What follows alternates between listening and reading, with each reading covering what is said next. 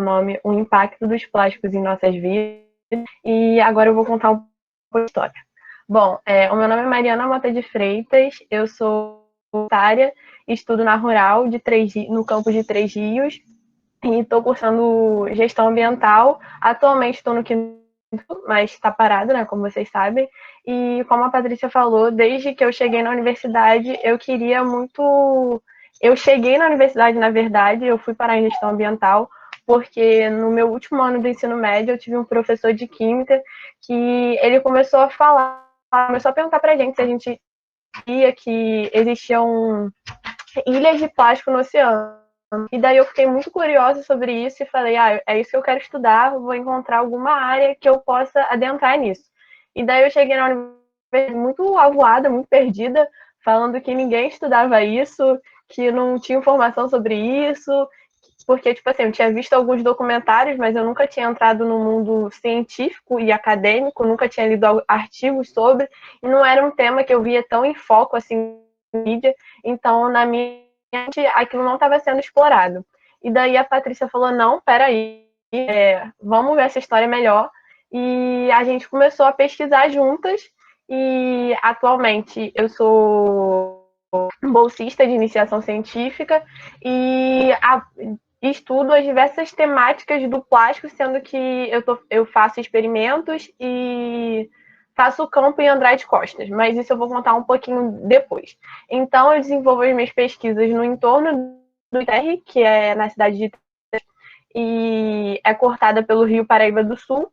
Então, eu fiz minhas pesquisas no Rio Paraíba do Sul e numa cidade um pouco vizinha, que é Andrade Costas, que é um município bem pequenininho, mas isso eu vou falar um pouquinho mais para frente. E a importância do meu trabalho é que, hoje em dia, eu já diria que o plástico ele tem sido mais abordado e as pessoas estão pensando mais sobre ele como um problema.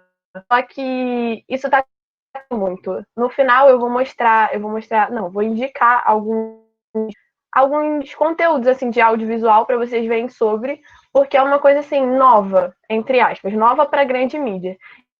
A importância do meu trabalho é trazer isso, né, para o nosso dia a dia, porque quem convive comigo sabe o que eu faço e começa a ter um novo olhar para essa dinâmica, e também as pequenas bacias e grandes bacias, no caso o Rio Paraíba do Sul faz de bacia, e é um rio, mas Andrade de Costas tem uma microbacia, mas é importante para aquela população.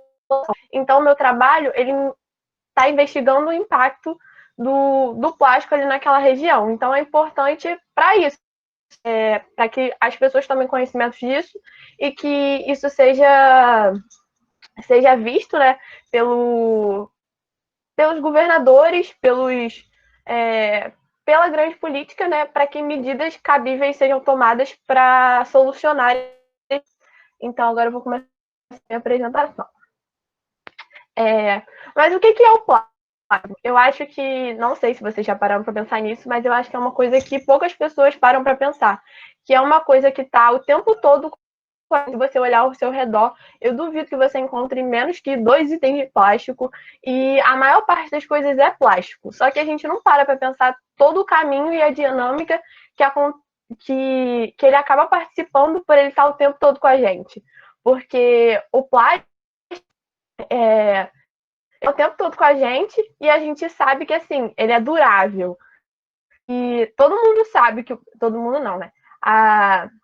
É de conhecimento que o plástico não é biodegradável, que é facilmente degradável. Agora, a nova frase que eu acho que todo mundo já ouviu é que até 2050 nos oceanos terão mais plástico do que peixe. Mas eu acho que a gente não para pensar realmente o impacto disso. E o plástico, ele é um químico que é formado porque a partir do século XX, depois entre a Segunda Guerra Mundial, as pessoas começaram a ver que ele era muito útil para fazer parte de armas, e teve um impulsionamento na produção desse material. Mas o plástico nada mais é do que um polímero feito de recursos não renováveis, como o petróleo natural, né? Mas também existe um plástico natural, que um exemplo seria o... Ai, gente, eu esqueci. Mas é aquele negócio da seringueira, que eu esqueci, gente, vocês me desculpem. Enfim, e agora as pessoas estão estudando bioplásticos, que podem ser plásticos feitos de cana-de-açúcar, amido de leguminosas e coisas assim. E fica uma grande questão, né? Porque o plástico, eu acho que eu meio que já soltei, que é porque ele tinha assim uma diversidade. O plástico ele pode ser tudo. E ele tem baixo custo, né? E é isso que o nosso sistema de produção gosta. Ele tem um baixo custo, dá para fazer de tudo e ele dá para fazer. Ele está na nossa casa, dentro das paredes, como o PVC. Ele está no nosso celular, sendo a capinha do celular ou não, ou dentro mesmo. Ele está no nosso notebook, está na nossa caneta, está na nossa cozinha, ele está em tudo. Aí fica uma questão. Todo é igual? E eu não acho que isso é uma coisa que a gente para se atentar. E falando, o plástico, o plástico. E não é o plástico, são os plásticos. Os plásticos, eles são diferentes, eles têm a mesma cadeia, assim, todos eles têm a mesma cadeia, mas eles podem ter incremento de outros químicos ou não. E daí, o sistema brasileiro, no Brasil, eles são de 7 grupos, que são esses que aqui estão mostrando na tela, mas o que a gente mais conhece é o PVC, é o nome que eu digo. E eles são separados de posição dele. E os outros seriam plásticos misturados. Os plásticos que são reciclados e formam novos plásticos. Aí esses são os outros. Ou eles são misturados com algum ou outros componentes. E isso vocês podem ver nos materiais que vocês compram. Quando vocês forem na cozinha na próxima vez, pega uns sacos de comida e assim, bem no finalzinho dele atrás, vem escrito esse número. E depois fica embaixo, você procura e você dá uma olhadinha assim. E você vai ver que o certo é esses números estarem lá, porque isso ajuda quando vai mandar para reciclagem, porque nem todos eles são recicláveis aqui no Brasil.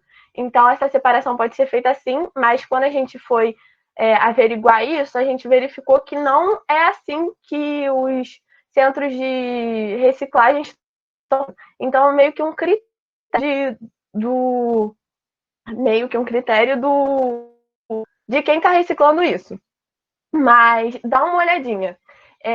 O que é mais fácil da gente encontrar são os outros, que são os mais misturados, tipo saco de biscoito e coisas assim, que são metálicos e também são de plástico. É o que eu mais encontrei, porque eu estava fazendo uma separação, porque antes da quarentena a gente ia fazer uma atividade com as crianças. E daí eu estava fazendo a separação para cada um, né, de cada. E o que eu mais achei foi os outros. Mas, deixa eu ver se eu me perdi aqui alguma coisa. E eles são diferentes na questão de maleabilidade, sabe? Alguns eles são mais durinhos, outros são mais moles, e isso dificulta ou não na reciclagem. Aqui no Brasil, e no mundo afora, né? O plástico, eles separam aqueles que é mais fácil reciclar. Mais fácil seria o menor custo para reciclar, é o que eles reciclam. E agora eu vou falar um pouquinho do impacto dessa poluição. O plástico, ele é produzido, como eu falei, para as canetas e coisas visíveis ao nosso olhar, que a gente olha e a gente facilmente vê. Mas ele também é produzido para compor produtos de higiene pessoal, como alguns cosméticos que são... Aí nesses cosméticos, são aqueles cosméticos de esfoliação que tem várias micropartículas de plástico que fazem uma esfoliação na sua pele. E também o glitter é um microplástico que todo mundo conhece, né? Ele é produzido a gente passar nas maquiagens, fazer coisas assim no geral, né, com glitter, mas ele é um microplástico e também tem a questão deles serem produzidos para serem colocados em produtos não é produto químico, é produto de limpeza da casa para fazer. Banheiro tem muito isso, os produtos de banheiro, que é para tirar o limo da parede, coisa assim. Só que ele também pode ser um produto do plástico visível aos nossos olhos. Como eu falei, esses plásticos, eles têm uma vida útil, assim, maior que a nossa e muito maior. Eles ficam no planeta, né, e eles entram para os ciclos biogeoquímicos do planeta. E eles vão se degradar, que o plástico, ele não se degrada de, tipo assim, ele se decompõe. Não. Plástico, quando você joga no lixo e foi para reciclagem, e daí aquele não é um plástico viável para. Gente, esqueci. Para a pessoa que vai reciclar, não é um produto viável. E daí ele vai parar em aterros sanitários ou vai acabar nos rios. E aí o que acontece? Nos aterros sanitários, com a chuva, a luz solar, eles vão se degradando e vão virando partículas menores. E essas partículas menores vão virando partículas menores ainda. Assim vai, até que eles viram os microplásticos, que são partículas inferiores a 5 milímetros. E esses microplásticos e esses plásticos, eles vão entrando assim no ciclo de vida. Chove, daí a chuva leva os microplásticos para o rio vai até os seres naquele ecossistema, e depois eles vão para os oceanos, eles vão para os animais que estão ali, mas eu vou falar um pouquinho disso depois. E também tem o bisfenol A. Ele não é um. Ele não é. Ele não é um plástico. O bisfenol A é uma molécula, é um composto químico que está presente na maioria dos plásticos que a gente consome, porque ele de maleabilidade e também, gente, só um minutinho, gente. Ele dá a questão de maleabilidade e ele também é colocado nos produtos como uma camada de revestimento. Só que o que acontece? O bisfenol A, ele é uma molécula que não é natural. Ela é uma molécula sintética e ela traz alguns produtos para a nossa saúde. Porque o bisfenol, quando ele entra em contato com o nosso organismo, ele simula o comportamento de. Gente, ele simula o comportamento de, de substâncias presentes no nosso corpo, como o estrogênio. E daí o que acontece? Ele atua como lembrei, ele simula um comportamento de hormônios no nosso corpo.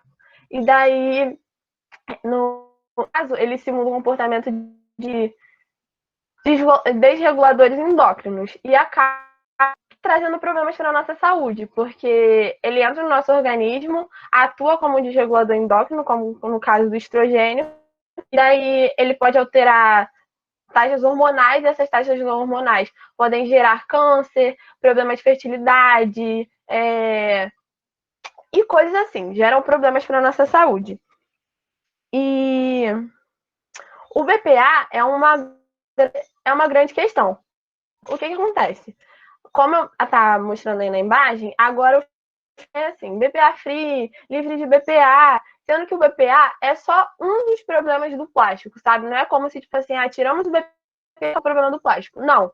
Só que, além disso tudo, o BPA é um problema, mas a gente não sabe até que ponto ele é um problema. Por exemplo, já tem um decreto, uma lei nacional que proíbe os itens de criança, tipo brinquedo, mamadeira, chupa, terem esse composto nesses itens. É proibido. Não sabiam até que ponto afetava essas crianças. Só que a toxicidade para uma criança é menor que adulto, para a regulação de itens para a gente, não tem isso. O que acontece o BPA ele não tem uma legislação vigente nem na Constituição brasileira, nem na global. O BPA ele é assim, uma coisa mal, mas não é regulamentada Aqui no Brasil, até tentaram fazer um decreto obrigando as marcas que usassem BPA nos seus produtos estipular qual era a quantidade de BPA que tinha naquele produto. Só que esse decreto foi barrado, eles tentaram, falaram que não tinha necessidade, e é isso. A gente está o tempo todo tendo contato com esse contaminante que faz mal para a nossa saúde e ainda não tem estudos de longo prazo para dizer o quão mal ele faz à nossa saúde.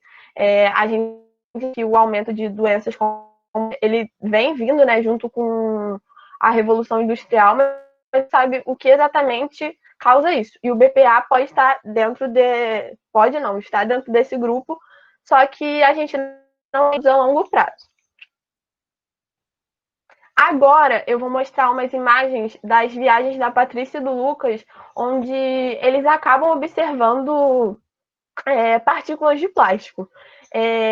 As primeiras que eu vou mostrar vão ser nos Maranhenses. O que é isso? Para a gente começar a perceber que isso não é um problema que está lá, é que está aqui ao nosso redor, sabe? Se você começar a sair na rua e abrir o seu olhar para isso, você vai ver o tempo todo. Por exemplo, Niterói, né? Mas eu estudo em Três Rios. E daí, sempre que eu vou para Três Rios, eu pego um ônibus.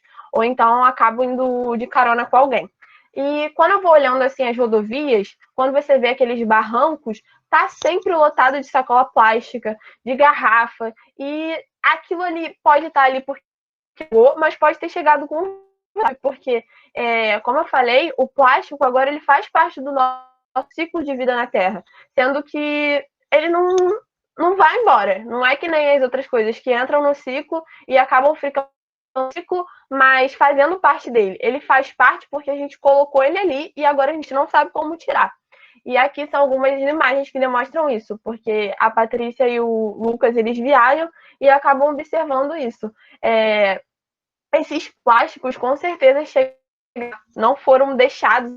E vocês vão ver que tem, eu não sei se vocês veem meu mouse, mas tem aqui nos galhos, né? Todas essas são redes de pesca.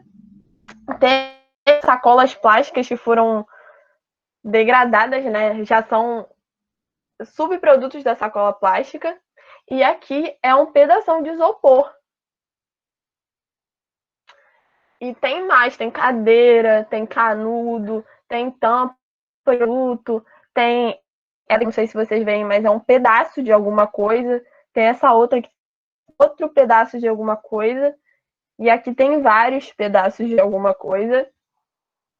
E também tem no parque de Itatiaia, que aí já é um problema que a gente começa a perceber como o plástico entrou na cadeia alimentar dos animais, né, que vivem nesse parque nacional, que tecnicamente é um lugar conservado, mas tem influência, né, porque as pessoas vão lá, visitam, e os animais, eles acabam roubando ou não, ou acabam encontrando, né, pelo caminho, e às vezes eles se confundem com achando que pode ser alimento, ou eles só ficam curiosos mesmo e entram em contato e acabam ingerindo.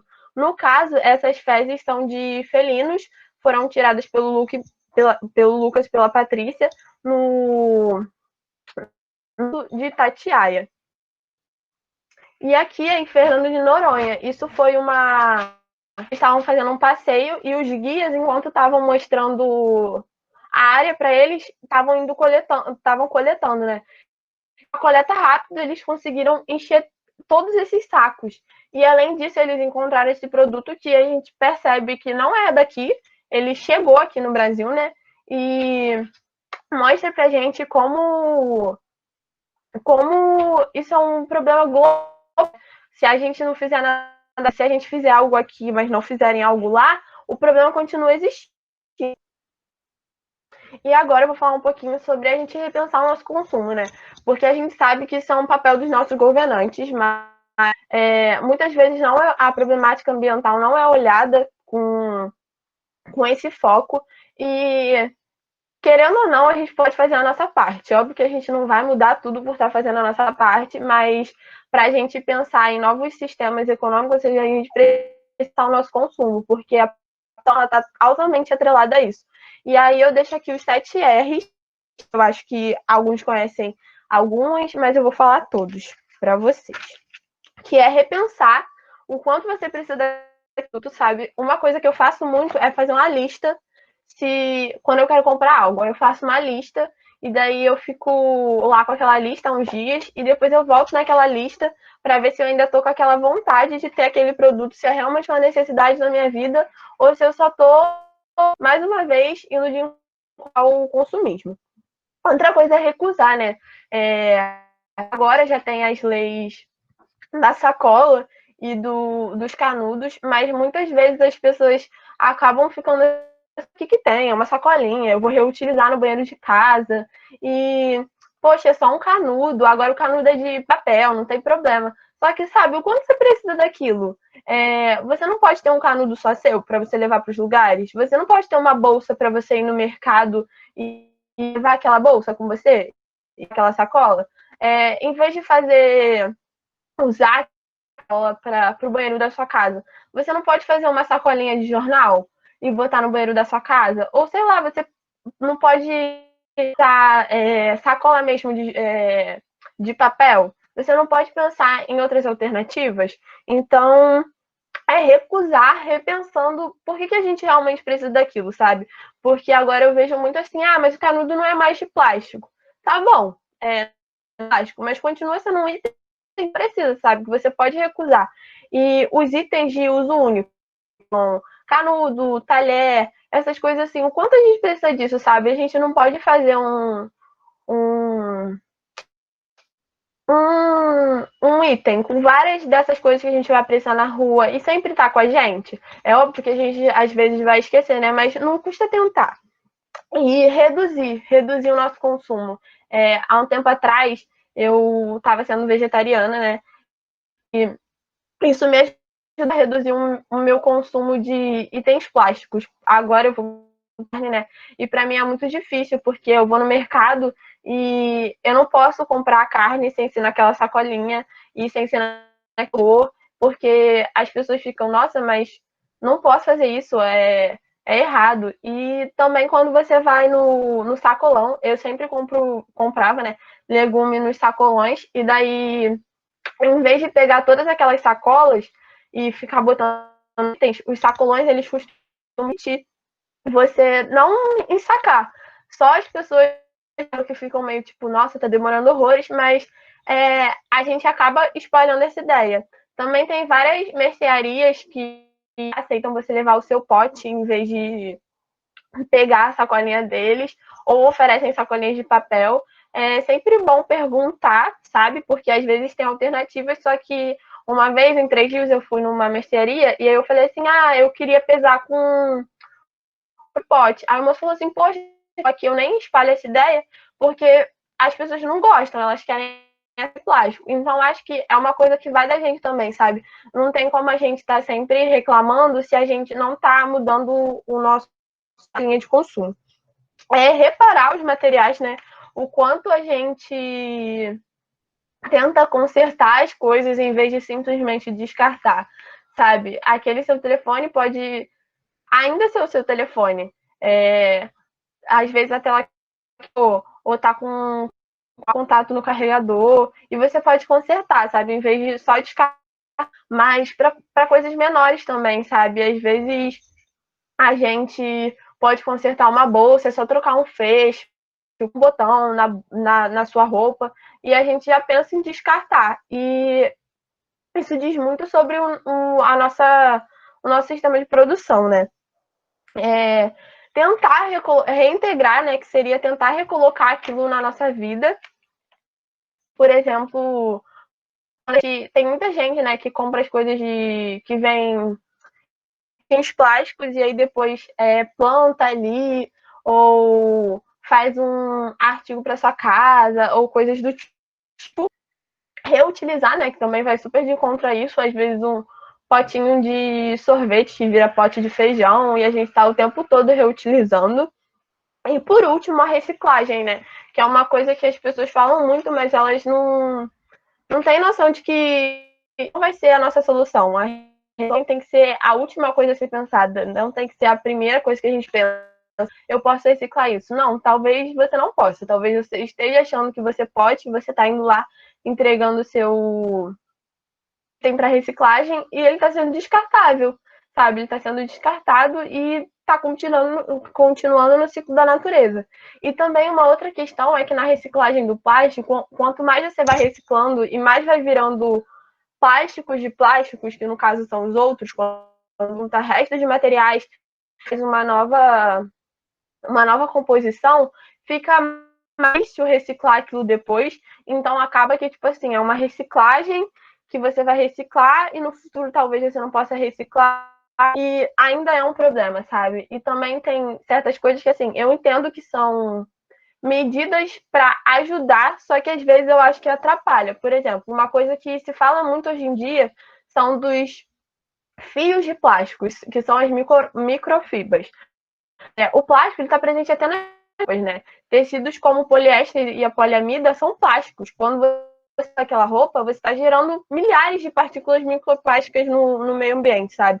Aquela água que sai da sua máquina está hipercontaminada e a gente não para dar atenção a isso, porque quando a gente começa a repensar o nosso consumo, né, e a gente vai nas lojas e vai ver as roupas, a maior parte das roupas, ela tem poliéster ou poliamida. É muito difícil, não é muito difícil, né, mas é mais caro a de algodão, porque o plástico é muito barato, produzir com itens plásticos é muito barato, só que a gente tá que o barato sai caro, né?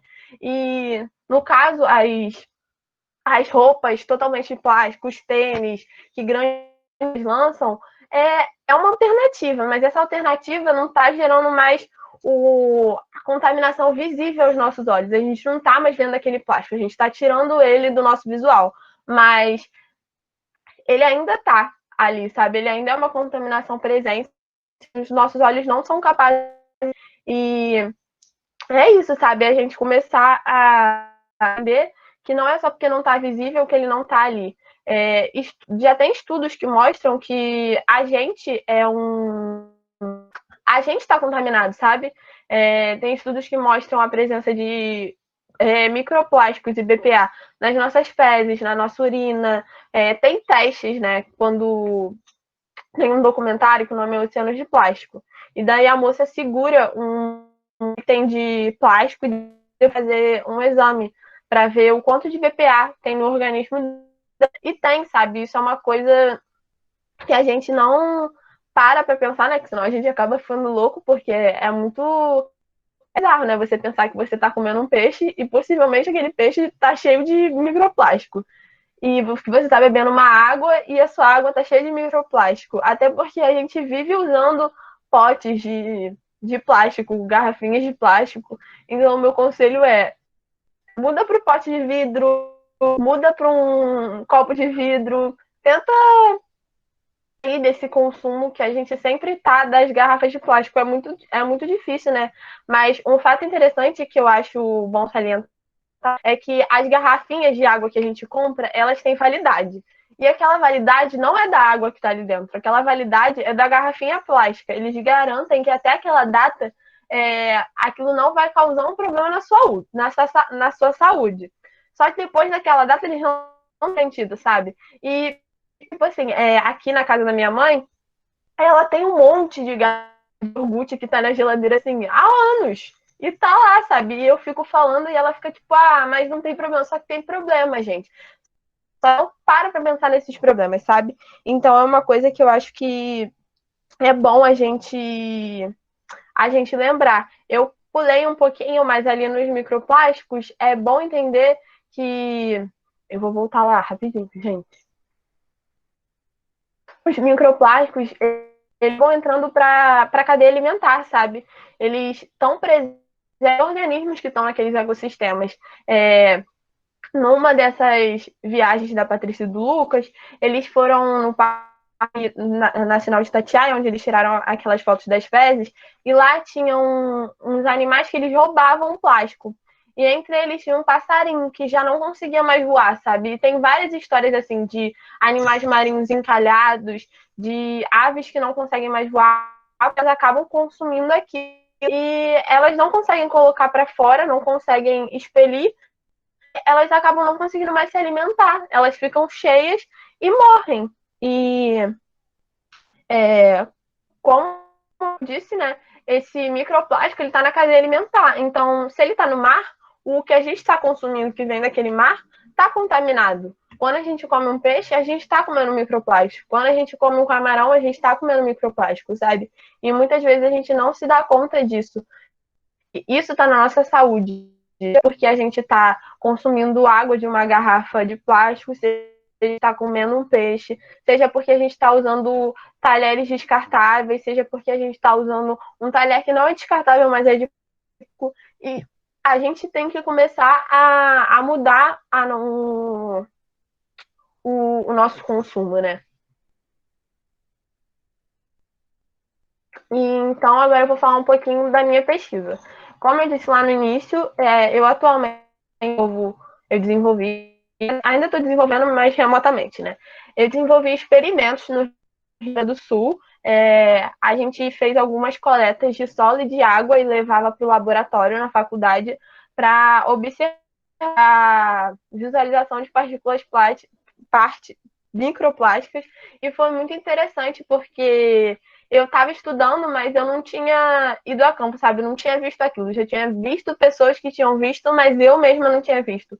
E daí eu fui ali na minha cidade e com água e solo, e foi muito mais fácil observar na água do que no solo, mas eu fiz alguns experimentos, testes com diversos corantes no laboratório, e foi muito legal, e eu vou mostrar umas. Esse foi um experimento que a gente fez, porque a gente queria coletar a água do Rio Paraíba do Sul, e ali na cidade de Três Rios tem uma ponte, e daí a gente improvisou mesmo. A gente pegou um pote de vidro e usamos uma corda de escalada da Patrícia para conseguir jogar e ter água, né? Porque a gente faz com o que tem.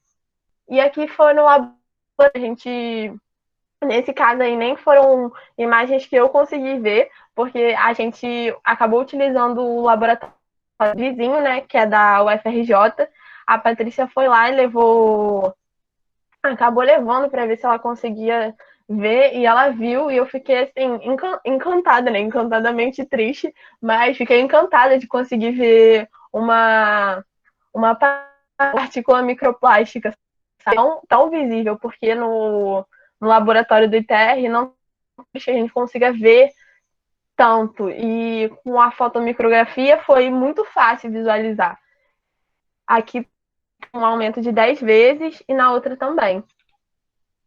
E como eu falei, né, eu também desenvolvo no caso, a minha iniciação científica é em Andrade de Costas, que é um município muito pequenininho, com poucos habitantes. Ele é de Vassouras, e lá tem a ONG Vale Verde, que depois da quarentena vale a pena ir lá conhecer o projeto, conhecer as pessoas. Eles estão sempre fazendo encontros que levantem a temática ambiental, plantando árvores, e é muito interessante. E essa ONG que desperta o olhar ambiental assim para a comunidade, eles produzem geias com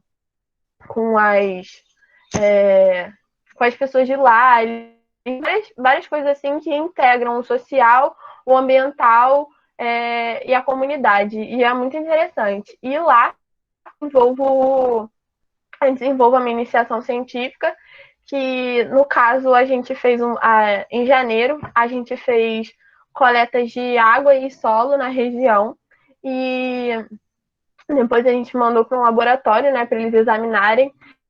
E, no caso, a gente não tem o dizer se há ou não contaminação de água, porque o método usado pelo laboratório não é suficiente para dizer se tem contaminação ali ou não. O nível onde eles conseguem chegar no caso, a contaminação ficou abaixo do nível que eles conseguem saber se existe. Mas a gente conseguiu observar que tem a presença de BPA no solo. Então, se tem BPA, com certeza tem BPA na água. A gente só precisa mudar o, o método, e além disso, quando a gente ia lá, fazia coleta, estava sempre tirando de, de plásticos na região que, tipo assim, acabavam estando ali, vidro de pedaço de álcool, tampinha, bolinha de golfe e coisas assim. Aqui foi o processo que a gente fez em janeiro.